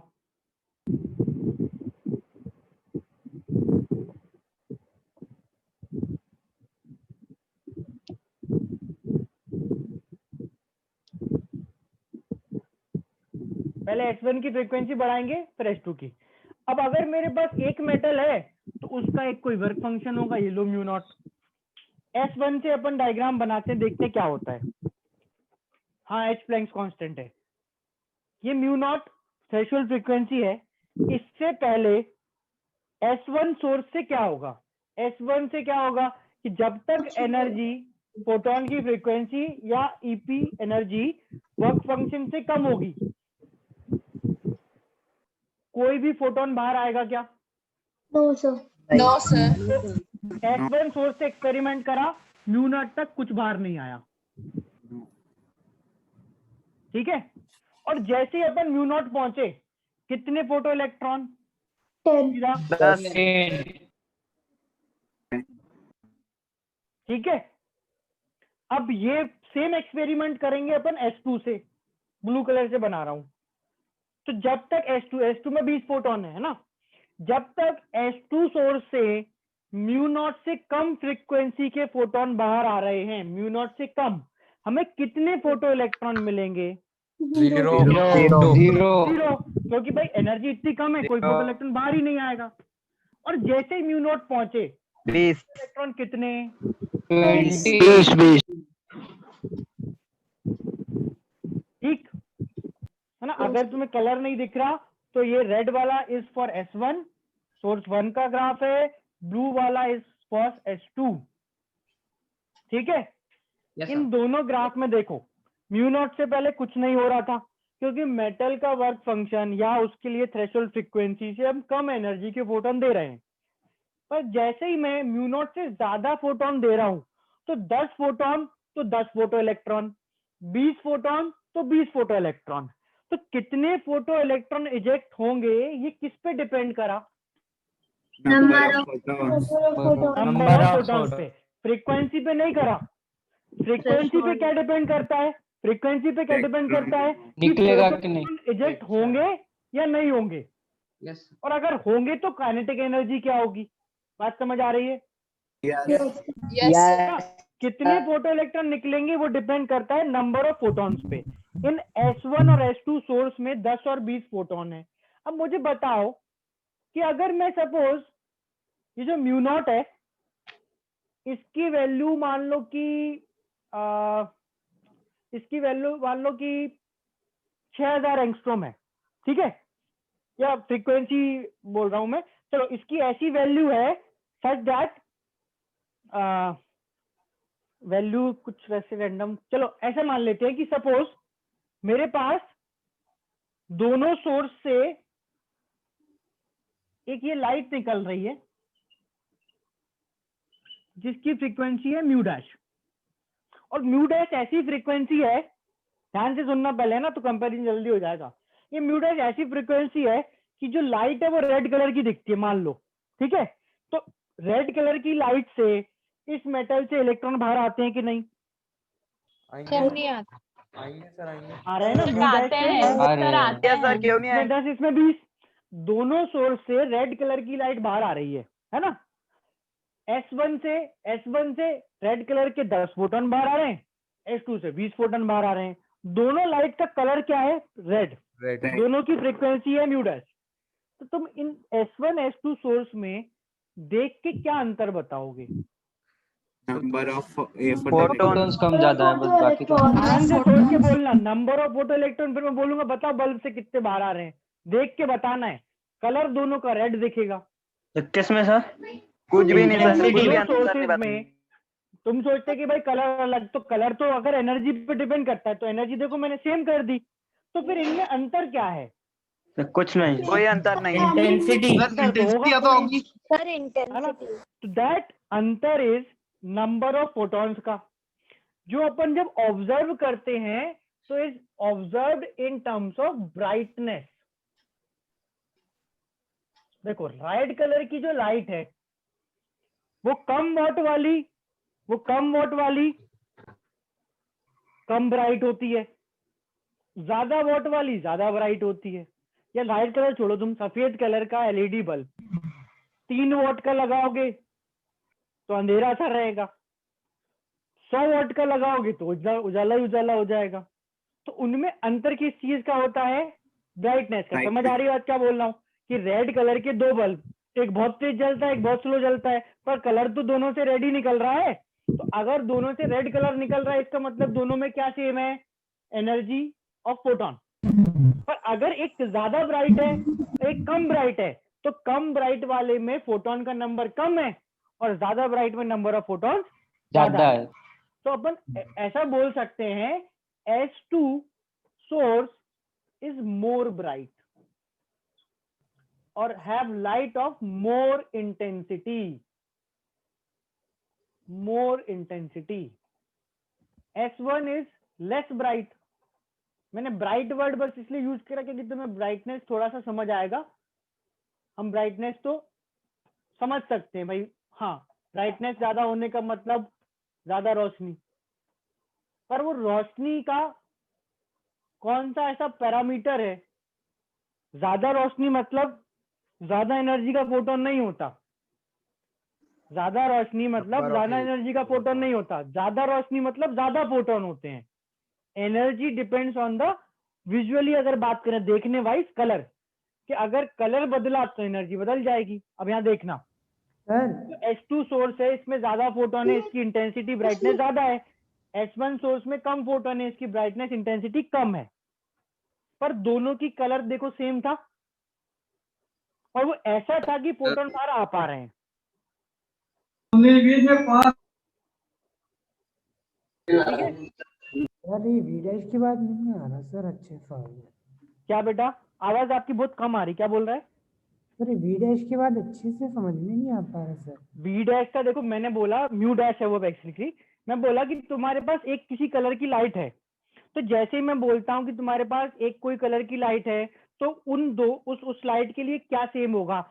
इस सोर्स से अगर सेम कलर की लाइट बाहर आएगी, सेम कलर की लाइट बाहर आएगी, सेम फ्रीक्वेंसी की, सेम वेवलेंथ की लाइट बाहर आएगी, तो जो फोटॉन्स है उनके पास एनर्जी सेम होगी। जिसका भी डाउट है वो बताओ, सही समझ आया? Yes sir. जैसे मान लो कि म्यू नॉट या वर्क फंक्शन 10 जूल था, तो इससे भी 15 जूल के फोटोन बाहर आ रहे हैं, इससे भी 15 जूल के। पर अंतर क्या है कि इससे 10 फोटोन बाहर आ रहे हैं, इससे 20 फोटोन। तो वो 15 जूल के फोटोन इलेक्ट्रॉन तो बाहर निकाल देंगे, पर मैं पूछ रहा हूँ कि ये 10 फोटोन और 20 फोटोन वाले सोर्स में अंतर क्या है? फोटोन तो 15-15 जूल के, दोनों से 15 जूल के फोटोन बाहर आ रहे हैं, तो सोर्स में अंतर क्या है? तो अंतर है नंबर ऑफ फोटोन का, जो अपन को दिखता है इन टर्म्स ऑफ ब्राइटनेस। अगर एक सोर्स ज्यादा, बेटा माइक बंद करो श्रुति, संदीप। अगर सोर्स ज्यादा ब्राइट है, इसका मतलब उसमें से फोटोन ज्यादा बाहर आते हैं। सोर्स कम ब्राइट है, कम इंटेंसिटी का है, तो उसमें से कम फोटोन बाहर आते हैं। तुम सिंपली सोचो ना, हमारे घर में बल्ब लगे हैं, घर में एलईडी लगी हैं, तो जो एलईडी हैं वो कम वॉट ज्यादा वॉट की होती हैं? होती नहीं होती? Yes sir. पर लाइट तो सफेद ही बाहर आती है ना सबसे। तो लाइट का कलर सेम है, मतलब फोटोन्स की एनर्जी सेम है, सेम होगी ना। बट पर ब्राइटनेस ज्यादा कब होगी? जब ज्यादा फोटोन बाहर आए। सर तो ज्यादा समझ आ रही? फोटोन मतलब टोटल एनर्जी भी बढ़ेगी। टोटल एनर्जी बढ़ जाएगी, पर टोटल एनर्जी केवल नंबर ऑफ फोटोन अकेले या एक फोटोन की एनर्जी पे थोड़ी डिपेंड करती है। टोटल एनर्जी का फॉर्मूला रिकॉल करो फटाफट, क्या था टोटल एनपी एनर्जी का into formula? EP. NP into EP ना।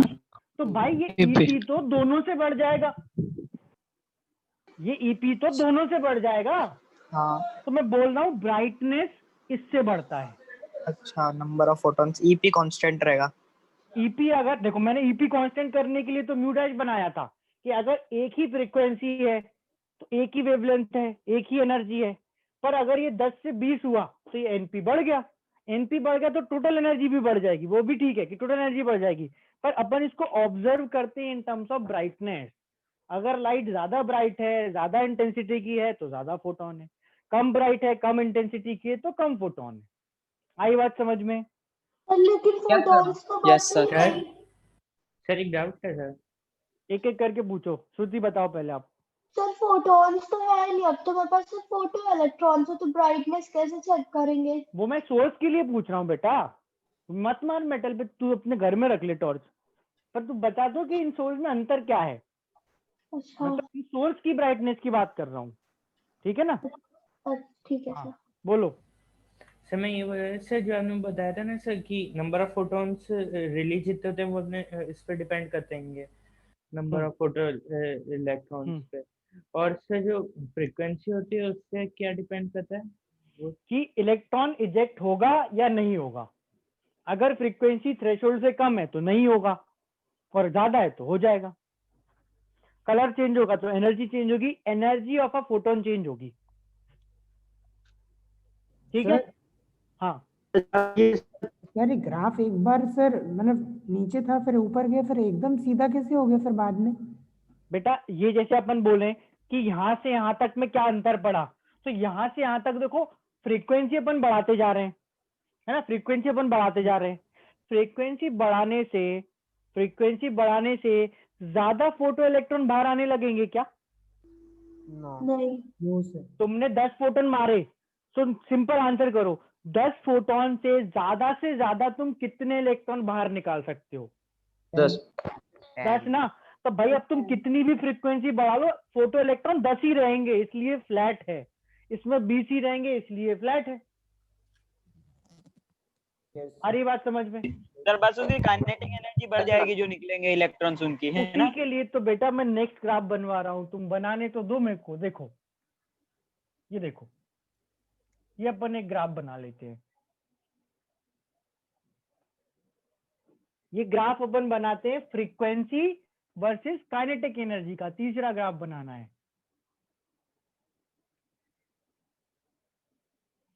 देखो ये म्यू नॉट है ना, अपन इक्वेशन लिख ले, यहाँ लिख लेते हैं ईपी, या ईपी ना लिख के मैं लिखता हूँ H mu equals H mu naught plus K ई।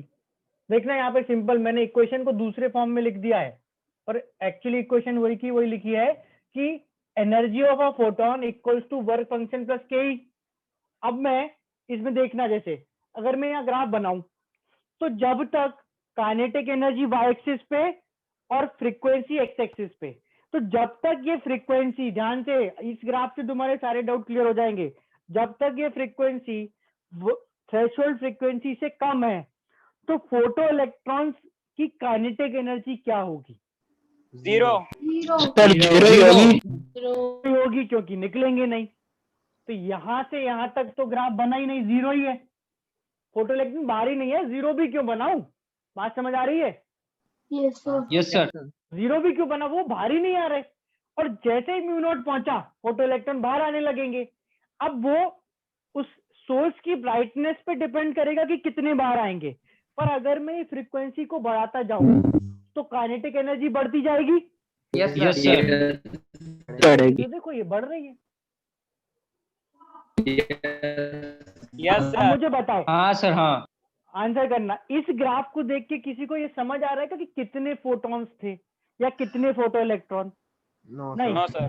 No sir. इसके पहले 0, इसके बाद कितने भी हो पर उनकी काइनेटिक एनर्जी बढ़ रही है, बढ़ती तो जाएगी। ये दोनों ग्राफ अलग अलग चीजों के हैं। देखो यहाँ पर एक्स एक्सिस में दोनों में फ्रीक्वेंसी है, एक्स एक्सिस में दोनों में फ्रीक्वेंसी है, यहाँ पर नंबर ऑफ फोटो इलेक्ट्रॉन्स है। तो ये ग्राफ क्या बताता है? नहीं निकले तो नहीं निकले, पर निकले तो 10 या 20। ये ग्राफ क्या बताता है कि अगर नहीं निकले तो काइनेटिक एनर्जी 0, और अगर निकल गए तो जैसे जैसे फ्रीक्वेंसी बढ़ाओगे काइनेटिक एनर्जी बढ़ती जाएगी। समझ आया? Sir yes sir. ये टेढ़ा कैसे बना रहे हो सर, अब ये समझ नहीं आ रहा। इसलिए क्योंकि जैसे जैसे तुम फ्रीक्वेंसी बढ़ाओगे काइनेटिक एनर्जी बढ़ेगी ना, हाँ सर। है ना। अब बढ़ने के तो बहुत ऑप्शन है, ऐसा ग्राफ बना दूं, ऐसा ग्राफ बना दूं, सीधा बना दूं। तो दिस इज स्ट्रेट लाइन की इक्वेशन। थोड़ी हाँ बहुत सर। मैथ्स और पढ़ लोगे, वेक्टर वेक्टर पढ़ लोगे तो आने लगेगा। स्ट्रेट लाइन हाँ है, सर। इसलिए स्ट्रेट लाइन ग्राफ आता है।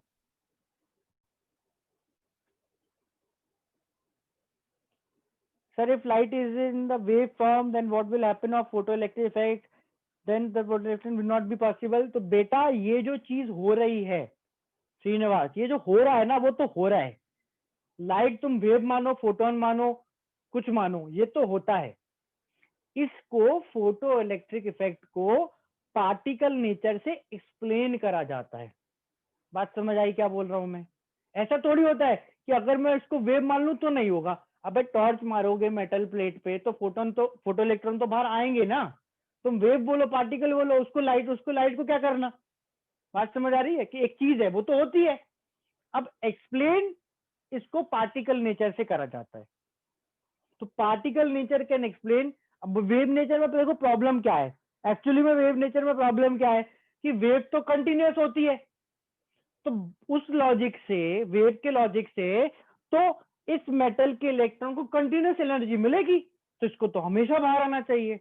पर कम फ्रीक्वेंसी से देखो इलेक्ट्रॉन बाहर नहीं आ रहे थे, तो इसीलिए इसको अपन पार्टिकल नेचर से एक्सप्लेन करते हैं।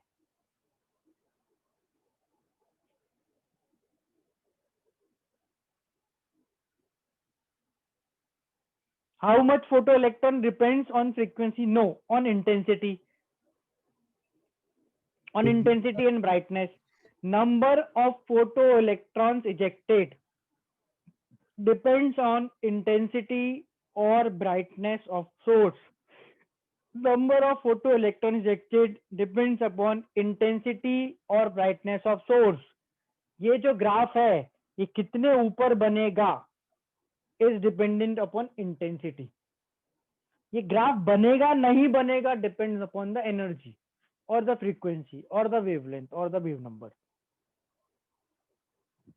तो इंटेंसिटी और ब्राइटनेस एक कैटेगरी की चीज है, इंटेंसिटी ब्राइटनेस एक कैटेगरी की चीज है, and wavelength frequency wave number energy of a photon एक कैटेगरी की चीज है।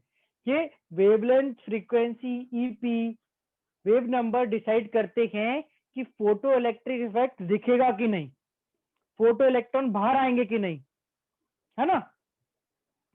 और ब्राइटनेस इंटेंसिटी डिपेंड करेगी कि कितने फोटो इलेक्ट्रॉन्स बाहर आएंगे। इंटेंसिटी डिपेंड ऑन, वो तो सोर्स की प्रॉपर्टी है, ज्यादा वॉट की पावर की ब्राइटनेस ज्यादा हो सकती है, कम हो सकती है, सोर्स की प्रॉपर्टी है। पर इंटेंसिटी ज्यादा होगी उससे क्या होगा ये समझो। म्यू डैश एक लाइट है ना, म्यू डैश ये, हाँ ये एक लाइट है, ये एक वेवलेंथ एक फ्रीक्वेंसी एक वेव नंबर की लाइट है, ये एक कलर की लाइट है, ऐसा सोच सकते हो। और उस केस में ये उस कलर की लाइट S1 से निकल रही है और ये उस कलर की लाइट H2 से निकल रही है। Second graph is with kinetic energy and frequency. So if frequency is less than mu naught, threshold frequency से कम एनर्जी है तो kinetic energy 0, क्योंकि फोटो इलेक्ट्रॉन बाहर नहीं आते, एनर्जी 0 है। और जब म्यू डैश इस म्यू नॉट से ज्यादा फ्रीक्वेंसी है तो काइनेटिक एनर्जी होती भी है और बढ़ाने पे बढ़ती भी है। सर नहीं बोल सकते ना फोटोन क्या डिसाइड करेंगे, नथिंग। सर मुझे एक डाउट है। सर अगर हमने डिफरेंट सरफेसेस लिया बट हमने सेम टॉर्च यूज किया तो सर फिर वो 2 सरफेसेस में लाइट जो रिफ्लेक्ट हो रहा है वो अलग हो रहा है, तो सर फिर वो कौन से फैक्टर पर डिपेंड करेगा? 2 सरफेसेस में अलग क्या होगा? सर लाइट रिफ्लेक्शन अलग होगा। नहीं, work function, work function. Mathematically बोलो, कीर्तिका को आंसर करने दो, बाकी लोग अपने दिमाग में करो आंसर बिना भाई। हाँ, क्या अंतर होगा 2 सरफेसेस में? सर मैं ये पूछ रही थी कि अगर हमने 2 डिफरेंट सरफेस लिया तो 2 डिफरेंट मेटल लिए है ना। हाँ, सो तो एक मेटल के ऊपर लाइट जो रिफ्लेक्ट करेगा वो लाइक दूसरे सरफेस से अलग होगा, मींस रिफ्लेक्शन में अंतर होगा, तो वो कौन से फैक्टर पर डिपेंड देखो करेगा? अपन यहाँ पर लाइट के रिफ्लेक्शन की प्रॉपर्टी की बात ही नहीं कर रहे थे।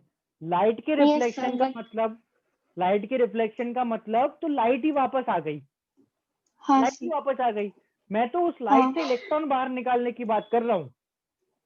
ठीक है। So what happens is 2 different surfaces में 2 अलग अलग वर्क फंक्शन होंगे। जिसका वर्क फंक्शन हमारे सोर्स से कम होगा उससे इलेक्ट्रॉन बाहर आ जाएंगे, जिसका ज्यादा होगा उससे नहीं आएंगे। तुम 2 सरफेस, एक मेटल ले लो, प्लास्टिक ले लो, मेटल से लाइट डालोगे तो इलेक्ट्रॉन बाहर आ जाते हैं नॉर्मली, प्लास्टिक से कुछ कर लो बाहर नहीं आते, क्योंकि प्लास्टिक का वर्क फंक्शन ज्यादा होता है ना। Okay sir. चलो, और किसी को कुछ डाउट है? Sir mu naught is frequency, कम से कम फ्रीक्वेंसी, डब्ल्यू नॉट इज कम से कम एनर्जी। ये फॉर्मूला उस एनर्जी से फ्रीक्वेंसी निकालने का है। जैसे E इक्वल एच म्यू होता है, W not equal H mu naught हो जाएगा। एनर्जी के करेस्पॉन्डिंग फ्रीक्वेंसी को म्यू नॉट बोलेंगे। सर ये जो फॉर्मूला अपन ने लिखा था इसमें काइनेटिक जो एनर्जी थी अपनी वो 0 थी, अगर वो कोई और हुई तो उसमें ऐड हो जाएगा? समझा नहीं मैं, फिर से बोल। सर अपन ने जब भी फॉर्मूला लिखा था उस टाइम पे अपनी जो एनर्जी थी वो 0 थी, अब कोई दूसरे केस में एनर्जी कुछ और आती है तो वो इसमें ऐड हो जाएगी क्या?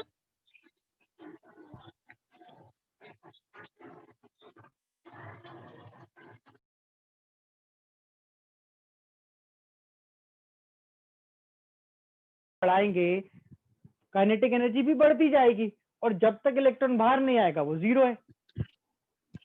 Yes sir. Sun can eject electron of plastic. Plastic का सामान लेके कल बैठ जाना धूप में, देख जाए ना, दिख जाएंगे, है ना कनक?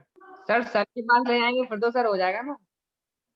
सन के पास प्लास्टिक पहले सन के पास कोई जा सकता भाई, जल्दी जाएगा सर। क्या करना, कल छत पे जाके कुछ नहीं बचेगा, लेना और सर उसको नोबेल देखना प्राइज मिल जाएगा सर। इलेक्ट्रॉन इजेक्ट होते निकल जाएंगे। इलेक्ट्रॉन इजेक्ट कर सर। हाँ बेटा। सर ये आपने क्या लिखा है, ETM into EP? सर वो तो मैंने एम वो टर्म कल दिख वाला नहीं रहा है।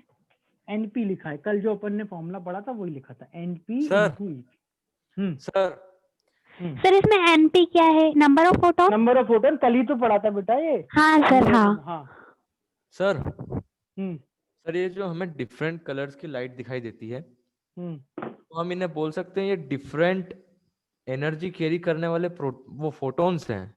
हाँ बोल सकते हो। अच्छा ये वही है ना, डिफरेंट एनर्जी कैरी करने वाले बिल्कुल। फोटोन। बिल्कुल। सर आपने कल होमवर्क दिया था तो उसका एक डाउट है। कल पूछ लेना Yes, ना, मैं sir. डिस्कशन करूंगा कल। सर सर जैसे कल पूछ। सर जैसे यहाँ पे चलो मुझे एक लाइट दिखाई दे रही है, ये सामने ये रेड कलर का मार्कर, तो मतलब इसमें से कैसे फोटोन बाहर आ रहे हैं, ये क्या चीज हो रही है फिर? इसमें से देखो, ये ना लाइट की रिफ्लेक्शन की थ्योरी होती है कि अगर अपन को कोई चीज रेड कलर की दिख रही है, ठीक है, तो अपने पास व्हाइट लाइट है, तुम्हारे बल्ब से व्हाइट लाइट निकली, यस सर, उसमें सारी फ्रीक्वेंसी की लाइट थी। तो इस रेड कलर की दिखने वाली चीज ने रेड छोड़ के सारी लाइट एब्जॉर्ब कर ली, केवल क्या रिफ्लेक्ट करा? रेड कलर का। चीजें दिखने का लॉजिक होता है ये, कि तुम्हें जो चीज जिस कलर की दिख रही है, यस सर, उसके बजाय सारी लाइट वो एब्जॉर्ब कर रही है। अच्छा तो ये दीवार पे जितनी भी, अच्छा हाँ, वो अलग अलग मटेरियल, अलग अलग चीजें लाइट अब्जॉर्ब कर लेते हैं, जो नहीं करते वो उस कलर का दिख जाता है वो। अच्छा ठीक है, यस सर हमें 10th में बताया था सर। की तरफ मुझे सर लाइट चैप्टर में एक बेसिक आइडिया पूछ रहा था बस, क्या होता हाँ नहीं ठीक है करो, मतलब मैं तो ऐसे ही बोल जॉब रहा कर रहे हैं। था। क्या ठीक है, और कुछ डाइट ब्रेक ले सकते हो? ब्रेक क्या बेटा, क्लास खत्म हो गई। अब बैठो गजब घर सवाल पे। करते हो। ब्रेक ले ले ये कल कौन तक। था सर? अब आधी रात को भी तुम्हें पढ़ाता रहूंगा ना, ब्रेक लेके आओ, 5 किसने मिनट पूछा? पे सर लंबा ब्रेक ले रहा है वो। सर आपने से जो मटेरियल का बोला सर, मतलब डिफरेंट वॉल पेंट्स जो कलर दिखते हैं सर, अब सर वॉल का तो मटेरियल सेम है, उसके पीछे का सेम है ना, पर कलर अलग है। तो बेटा वो कलर अलग होने का मतलब ही ये होता है कि वो पर्टिकुलर कलर की चीज। अच्छा सब्सटेंस ही अलग होगी। हाँ कलर when अपन जब उसमें एग्जैक्ट अपन जितना अंदर जाते जाएंगे ना, उतना समझ आता है कि वो जो कलर है, उसका जो पार्टिकल है, वो कौन सी लाइट एब्जॉर्ब करता है। तो जिस कलर का वो पार्टिकल दिखता है, उसके अलावा सारी लाइट एब्जॉर्ब करता है। सब एब्जॉर्ब करता है। तो मेनली सर वो रेनबो वाले कलर ही होते हैं ना सर, 7? हाँ वो थे ना विजिबल लाइट के कलर। सर ये एब्जॉर्ब कौन सा पार्टिकल करता है सर? जिसका कलर तुम देख रहे हो, जो तुम्हें दिख रहा है, वो एब्जॉर्ब करता है। मतलब रेड दिख रहा है तो रेड वाला जो फोटोन है वो सब एब्जॉर्ब कर लेगा, रेड वाला ही। रेड के अलावा बाकी। हाँ रेड वाला एब्जॉर्ब करेगा ना बाकी colour. Okay sir, thank you. Bye sir. Bye sir, thank you sir. Good night. Bye sir. हाँ भावेश, बट बेटा ऐसा है, ठीक है, गुड नाइट। बाय मत करो, मेरे को डाउट बता बाय देने दो। सर। जिसको लीव करना लीव कर दो शांति से। भावेश ऐसा है कि जैसे सन जो है ना, उसमें एक फ्रीक्वेंसी की लाइट नहीं होती, उसमें बहुत सारी फ्रीक्वेंसी की लाइट होती है ना, बहुत फ्रीक्वेंसी की लाइट होती है। और फिर जो अपन मेटल है ना, उसमें भी हर देखो ये सब कुछ जो है ना, सब आइडियल है। हमने बोल दिया मेटल का एक वर्क फंक्शन, ऐसा थोड़ी होता है। इतने सारे इलेक्ट्रॉन है, कोई अंदर के शेल का है, कोई बाहर के शेल का है, कोई बहुत लूज है, कोई बहुत टाइट है, तो उससे डिफरेंस आता है। दिस इज ऑल आइडियल समझने के लिए। इसके बाद इसमें जो जो नया आता जाएगा जोड़ते जाओ। सर विजिबल लाइट से विजिबल लाइट किसी मेटल से फोटो हर्षित बेटा मेरे को ये सब नहीं पता होता, मेरे लिए ये सब नॉट इम्पोर्टेंट, तो आई डोंट नो। अपन पढ़ाई करो, काम का काम करो, बाकी सब फालतू। सर हाँ बेटा, विजिबल लाइट से किसी मेटल से फोटो इलेक्ट्रॉन एमिट हो सकते हैं, जिसका वर्क फंक्शन विजिबल लाइट की एनर्जी वाले से ज्यादा हो। तो बोले ऐसे फंक्शन कम हो। प्रैक्टिकली कोई होता है? अब बेटा मैंने तो देखा नहीं, मतलब अब क्योंकि इलेक्ट्रॉन दिखते नहीं है, वही बात आ गई। अपन तो पढ़ लिया ना, अब तुमको कोई वर्क फंक्शन की वैल्यू बता दे मेटल के, तो तुम विजिबल लाइट की एनर्जी निकाल लेना, बोल देना देखो इलेक्ट्रॉन बाहर आ रहे, तुमको दिख नहीं रहे, मुझे दिख रहे हैं, ऐसे आ रहे होंगे बाहर, मतलब अपन ने पढ़ा है, आएंगे कैसे नहीं। सर हाँ बोला था कि सर आइंस्टाइन की टॉर्च में से सर अलग अलग वो वही जो फोटॉन्स रहेंगे वो अलग अलग फ्रीक्वेंसी से बाहर निकलेंगे, तो सर ऐसा प्रैक्टिकली पॉसिबल है क्या? हाँ हाँ, वेरिएबल फ्रीक्वेंसी के सोर्स होते हैं ना। नहीं सर, फ्रीक्वेंसी मतलब के एक ही सोर्स डॉट होते में हैं। से फोटॉन्स निकलेंगे, लेकिन एक फोटोन अलग फ्रीक्वेंसी का और दूसरा फोटोन अलग। हाँ, वेरिएबल फ्रीक्वेंसी के सोर्स हो सकते हैं ना बेटा, बोल तो दिया, हो सकते हैं। स्मार्ट बल्ब आते हैं, उसमें हर कलर की लाइट निकलती है, तो हर कलर की लाइट में हर फ्रीक्वेंसी की लाइट निकली ना। लेकिन वो एक पर्टिकुलर टाइम पे तो रेड ही निकलेगी ना, मैं ऐसा बोल रहा था क्यों? मतलब। सफेद लाइट निकलती है, उसमें सारे कलर होते हैं। अच्छा, बचपन में ड्राइंग करी है तो कलर मिलाते हो, भी तो निकलते बचपन में ड्राइंग करने में कलर मिलाते हो, नया कलर नहीं बन जाता, तो 2 फोटोन मिलेंगे तो नए कलर की लाइट बन जाएगी। सर हम्म सर ये राइट साइड वाला ग्राफ सर आप एक क्विक एक्सप्लेन कर देंगे सर, राइट साइड वाला? नो सर, ये साइड वाला।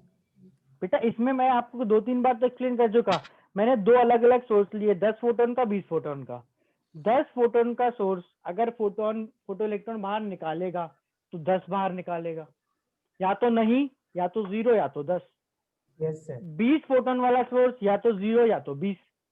तो यहाँ पे ग्राफ जब तक वर्क फंक्शन या थ्रेशोल्ड फ्रीक्वेंसी से कम फ्रीक्वेंसी है 0 पे है, और जैसे ही 10 या 20 जैसे ही वर्क फंक्शन या थ्रेशोल्ड फ्रीक्वेंसी के ऊपर गए तो यहाँ 10 फोटोन या 20 फोटोन। Yes sir. और सर ये म्यू डैश एक एग्जांपल लिया था कि लेट से एक ऐसी लाइट है जिसकी फ्रीक्वेंसी म्यू डैश है, तो इस केस में इस सोर्स से ये म्यू डैश भी 10 ही फोटोन बाहर निकाल पाएगा और ये 20। इस ग्राफ का एक्चुअली वो पार्ट नहीं है, तो वन तो हटा देता हूँ, मुझे वो इस ग्राफ का पार्ट नहीं है। आपने क्या बताया? म्यू डैश इस ग्राफ का पार्ट नहीं है, लीव। म्यू डैश इस ग्राफ का पार्ट नहीं है, वो तो एग्जांपल ऐसे ही लिया था मैंने। सर जैसे सर राइट वाले से नंबर ऑफ फोटोन शो कर रहा है फोटो इलेक्ट्रॉन, सर उसमें लेफ्ट वाले में सर अपन क्या शो करा रहे हैं, मतलब इस पे काइनेट लिखा तो है बेटा। तो अच्छा हाँ सॉरी।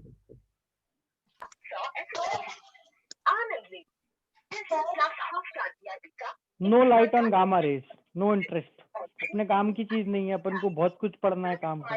काम की चीज पूछो ना बेटा। चलो, enough for the day. Sir हाँ बेटा।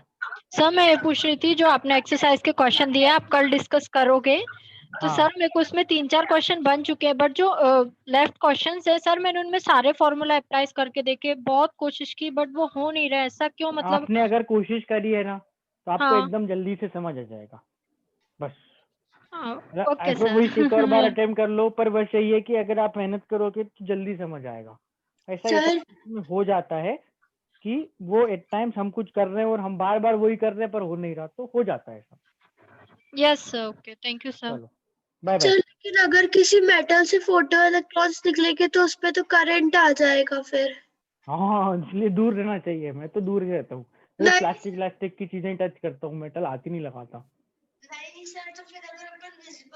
बेटा कहने का मतलब है कि उसका वर्क फंक्शन इतना ज्यादा होता होगा, या विजिबल लाइट जो सन से रेज आती हैं, जो बल्ब से लाइट निकलती है, वो फोटो इलेक्ट्रॉन इंजेक्ट नहीं कर पाती। तेरे को करंट लगा क्या?